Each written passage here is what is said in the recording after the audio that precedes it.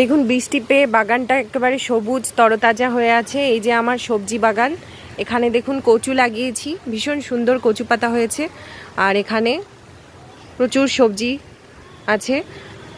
তো এই হলো আমার বাগানের আপডেট। দেখুন এখানে কুমড়ো গাছ, এখানে করলা গাছ, এখানে টক পাতা গাছ, এই যে লঙ্কা গাছগুলো বৃষ্টি পেয়ে কি সুন্দরভাবে বেড়ে উঠছে। দেখুন ডাঁটা শাক হয়েছে প্রচুর, লঙ্কা গাছগুলো ভীষণ সুন্দর হয়ে উঠছে। এই যে দেখুন ডাঁটা শাক কি সুন্দর হয়েছে।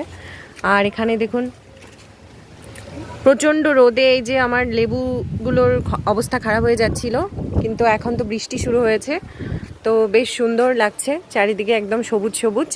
আর এখানে আমার একটা ডিম বেগুন হয়ে রয়েছে। এই তো তরতাজা বাগান দেখতে ভীষণ ভালো লাগে। এই যে দেখুন বরবটি গাছ, আর এখানে হয়েছে করলা।